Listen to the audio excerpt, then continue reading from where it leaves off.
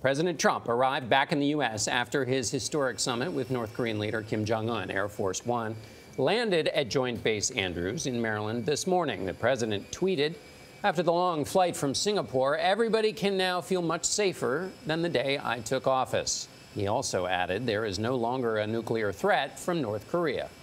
But the president faces questions about a White House-made video shown to Kim and what's not in the agreement that the two leaders signed. Weijia Jiang is at the White House with more on that part of the story. Weijia, good morning.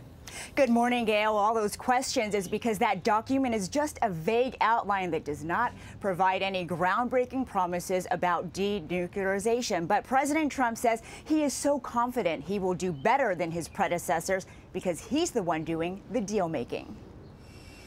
President Trump landed in Washington early this morning after his whirlwind trip with Kim Jong Un in Singapore. On his way back to the White House, the president tweeted, "Before taking office, people were assuming that we were going to war with North Korea. No longer. Sleep well tonight."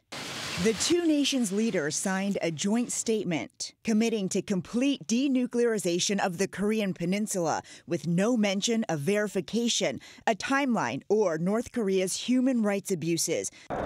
The president's announcement that joint military exercises between the U.S. and South Korea would come to an end.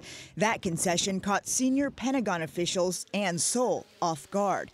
Secretary of State Mike Pompeo, who briefed Japanese and South Korean officials immediately after the summit, is scheduled to meet with South Korea's President Moon Jae-in and Chinese President Xi Jinping on Thursday. Any comment on North Korea? And on Capitol Hill, Vice President Mike Pence briefed GOP senators. The president says he wants congressional approval for a deal, but lawmakers on both sides question Kim's sincerity. Kim Jong Un is a butcher. Working with him is like trying to hand feed a shark. And the agreement. This amounts to nothing more at this point than a photo op. Out of the darkness can come the light. As part of the effort to convince Kim to give up his nuclear weapons. Their story is well known, but what will be their sequel? The National Security Council created more than 4 minutes of tailored multimedia content, which was played out before the president's press conference. 2 men, 2 leaders, 1 destiny. Depicting a prosperous Pyongyang alongside the United States. I showed it to him today, actually during the meeting, toward the end of the meeting, and I think he loved it.